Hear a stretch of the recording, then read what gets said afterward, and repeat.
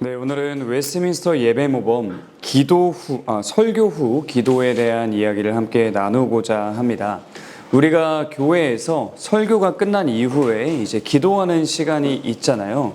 이 시간이 어떤 시간인지에 대해서 알아보는 시간이다라고 생각하시면 좋을 것 같습니다.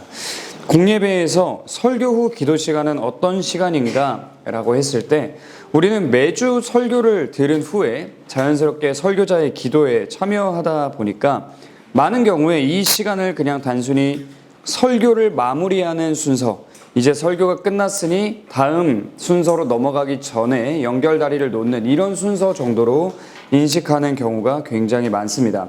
그런데 웨스트민스터 예배모범은 설교 후의 기도를 매우 중요한 공예배의 요소다라고 말하고 있어요.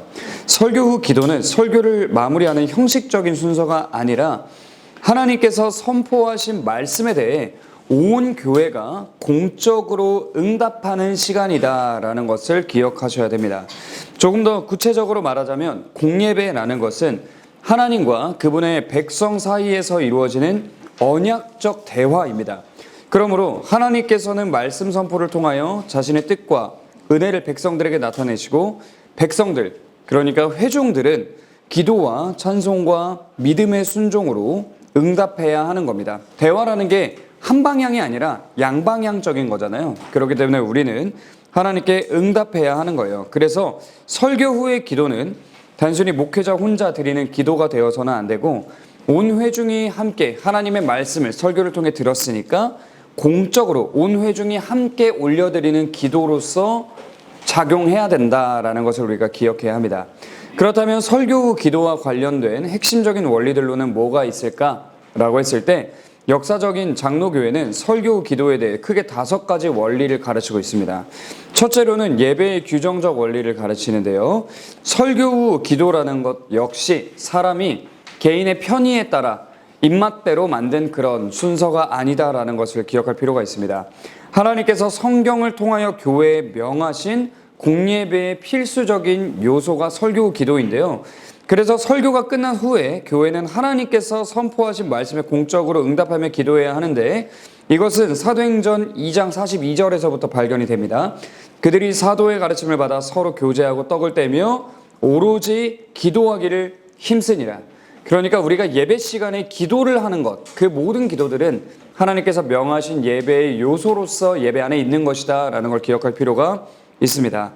초대교회의 공예배는 말씀과 기도가 언제나 함께 이루어졌기 때문에 우리도 이 기도라는 것이 그냥 단순히 우리의 입맛대로 하는 것이 아니라 하나님께서 명하셨기 때문에 하는 것이고 하나님께 화답하는 것이다 라고 이해하시면 되겠습니다. 그리고 둘째로는 성령의 의존성 원리, 이게 굉장히 중요한데요. 우리가 아무리 성경적이고 탁월한 설교를 듣는다 할지라도 성령께서 그 시간에 역사하시지 않으면 인간의 마음은 변화되지 않습니다. 마찬가지로 설교 후 기도는 말씀의 적용과 열매가 맺히기를 기대하면서 기도해야 하는데 이 열매 역시 우리에게 말씀이 적용되는 것 역시 성령의 능력으로 이루어지는 겁니다. 그렇기 때문에 우리는 겸손히 하나님 앞으로 나아가서 성령의 역사하심에 의존하는 가운데 이 설교 후 기도를 해야 하는 겁니다. 에베소서 1장 17절 19절 보면요, 우리 주 예수 그리스도의 하나님 영광의 아버지께서 지혜와 계시의 영을 너희에게 주사 하나님을 알게 하시고 너희 마음에 눈을 밝히사 그의 부르심의 소망이 무엇이며 성도 안에서 그 기업의 영광의 풍성함이 무엇이며 그의 힘의 위력으로 역사하심을 따라 믿는 우리에게 베푸신 능력에 지극히 크심이 어떠한 것을 너희로 알게 하시기를 구하노라 라고 기록이 되어 있어요.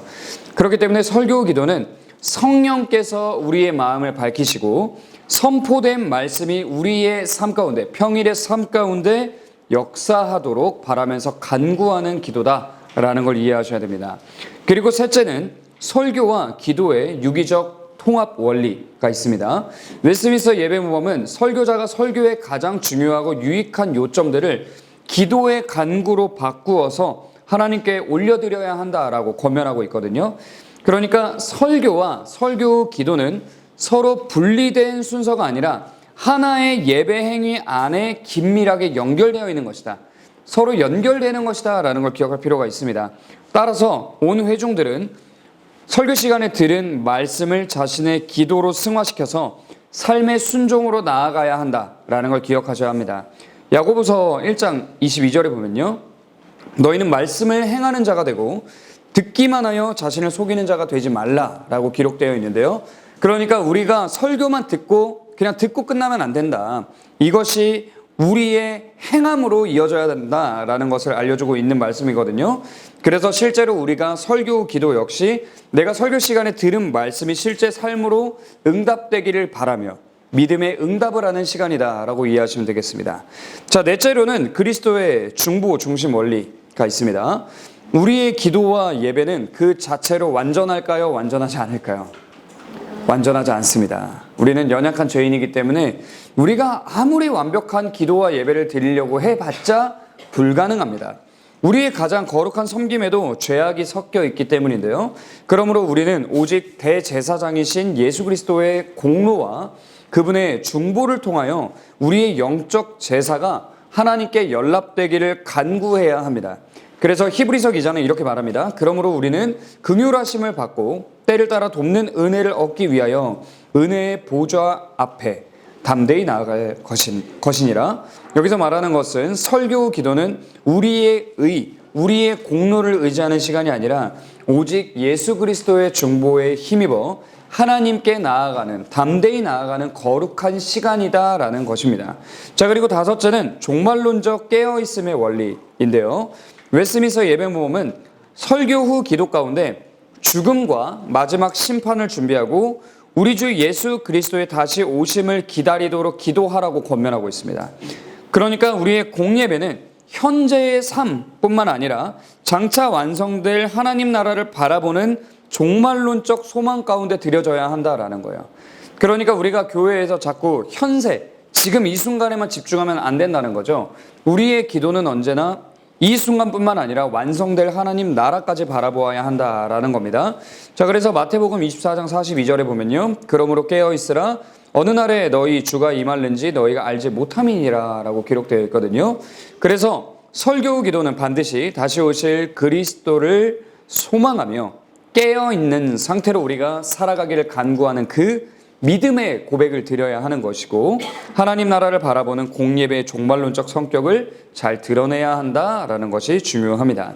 자, 그렇다면 구체적으로 웨스민스터 예배모범이 말하는 설교 기도의 구성 요소는 뭐가 있을까요? 물론 이게 무조건 이렇게 해야 된다라는 걸 이야기하는 건 아닙니다. 예배 모범이기 때문에 이렇게 하면 좋더라라는 것이니까 한번 참고해 보도록 할게요. 자, 어떤 내용들이 담겨야 되냐? 첫째로는 감사의 내용이 담겨야 합니다. 그럼 구체적으로 어떤 감사가 담겨야 하냐? 구원과 영적 은혜에 대한 감사가 있어야 하는데요. 예수 그리스도를 보내신 하나님의 크신 사랑, 성령을 우리에게 베풀어 주신 은혜, 복음의 빛과 자유, 그리고 그 안에 나타난 하늘의 복들, 예를 들어 택하심, 부르심, 양자 삼아주심, 칭의, 성화, 영광의 소망, 즉 영화에 대한 이런 모든 부분들에 대한 감사를 드려야 합니다. 그리고 구속과 개혁의 은혜에 대해 감사해야 됩니다. 적그리스도적인 어둠과 폭정으로부터 나라를 건지신 하나님의 선하심에 감사해야 하고, 국가적 구원의 역사에 감사해야 하고, 또 여기서는 종교개혁에 감사해야 한다라고 이야기를 하고요. 우리에게 주어진 언약에 대해서, 특히 언약신학에 가르치는 내용들에 대해 감사해야 하고, 또 그 외에 여러 현세적인 복들에 대해 우리가 감사해야 한다라고 이야기합니다. 자, 그리고 두 번째로는 간구를 해야 하는데요. 간구의 내용이 담겨야 하는데 무엇을 간구해야 하냐? 복음과 규례의 보존을 위해 간구해야 됩니다. 예수 그리스도의 십자가 복음과 그 안에 담긴 모든 규례가 그 순수함과 능력과 자유 가운데 계속 보존되기를 기도해야 한다라고 가르치고요. 또 설교의 적용을 놓고 기도해야 합니다. 자, 설교의 가장 중요하고 유익한 요점들을 몇 가지 기도 제목으로 바꾸어서 그 말씀이 우리의 마음에 깊이 거하고 우리가 삶에서 열매를 맺을 수 있도록 하나님께 간구해야 한다라고 이야기하고 있고요. 앞에서 이야기했던 것처럼 종말론적 준비와 죄의 용서를 놓고 간구해야 한다라고 이야기합니다. 죽음과 마지막 심판을 준비하며 주 예수 그리스도의 다시 오심을 깨어 기다리게 하고, 또 우리의 거룩한 섬김에도 섞여 있을 수 있는 죄악, 우리가 선한 행동을 한다고 해도 그 안에 막 죄가 틈타고 죄가 섞이잖아요. 이런 부분들에 대해서도 하나님께서 우리의 죄를 용서하여 주시기를 간구해야 한다라고 이야기합니다. 그리고 마지막으로 예배의 연락을 위해 간구하라고 얘기합니다. 우리가 그냥 예배 드린다고 예배가 하나님께 받아들여지고 연락되지 않습니다. 오직 예수 그리스도의 중보와 예수 그리스도의 공로를 통해서 우리의 예배가 하나님께 연락되는 것이기 때문에 우리가 이 은혜를 기대하며 역시 간구해야 한다라고 이야기하고 있습니다. 자, 그리고 웨스민스터 예배모범은 주기도문의 사용에 대해서 이제 이야기를 하고 있는데요.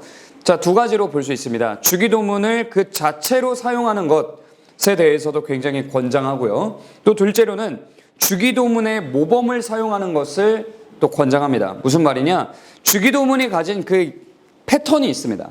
그 기도의 순서, 그 안에 담겨 있는 질서가 있는데 이것을 그 구조를 잘 활용해서 목회자가 그 구조와 내용을 따라 공적인 기도를 자유롭게 드릴 수도 있다라고 하면서 그 정신과 순서를 따라 자유롭게 기도하는 것도 권장한다라고 이야기하고 있습니다.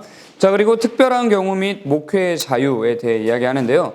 특별한 기도 제목을 반영해야 한다, 할 수 있다라고 이야기하는 겁니다. 뭐 성찬, 공적 금식일, 감사일, 그 밖에 특별한 경우에는 그 상황에 맞는 특별한 간구와 감사를 공적 기도에 포함시켜라, 설교 기도에 포함시켜라 라고 이야기하고 있는데, 구체적으로 웨스민스터 총회 당시에는 총회에 모인 신학자들을 위해 기도해라, 그리고 육군과 해군, 국왕과 의회, 그리고 왕국의 수호를 위한 기도를 해라 라고 하면서 특별한 예시로서 이것들을 포함시켰습니다. 그리고 동시에 또 목회자의 자유에 대해 이야기하는데요. 기도의 방식과 표현은 하나님께서 경건과 지혜 가운데 목사에게 허락하시는 인도하심에 따라 자유롭게 드릴 수 있다라고 이야기하면서 이게 공동기도서와 같이 그렇게 이대로 해야 된다라고 이야기하는 게 아님을 또 한번 짚어주고 있습니다. 그리고 나서 웨스민스터 예배모범에서 이 설교 기도에 대해 이야기할 때 기도 후 예배를 어떻게 마무리해야 될지에 대해서도 이야기를 하고 있어요. 자, 일단은 찬송을 하라고 얘기합니다. 기도가 끝나면 여건이 허락하는 한 시편 찬양을 불러라 라고 이야기하고 있고요. 또 그 후에는 찬송을 부른 후에 그 이후에 뭐 다른 특별한 성례나 예식이 없는 경우에 어떤 걸 해야 되냐? 목사가 엄숙한 축도로 회중을 해산해야 한다 라고 이야기하고 있습니다. 자, 그럼 이제 지금까지 모든 내용을 정리해 보면요. 결론적으로 웨스민스터 예배모범이 말하는 설교 기도는 설교를 마무리하는 형식적인 순서가 아니었다라는 걸 우리가 기억할 필요가 있겠습니다. 이 시간은 하나님께서 선포하신 말씀에 대해 교회가, 온 회중이 교회가 하나가 되어서 믿음으로 응답하는 공예배의 중요한 요소다라는 걸 여러분이 기억해 주시면 좋겠습니다. 회중은 하나님의 구속의 은혜를 감사하고 선포된 말씀이 성령의 역사 가운데 삶의 열매를 맺도록 간구하며 오직 예수 그리스도의 공로와 중보를 의지하는 가운데 하나님께 나아가야 합니다. 그리고 설교자는 설교의 핵심 진리를 기도의 간구로 발전시켜서 회중을 하나님께로 인도해야 할 의무가 있고요.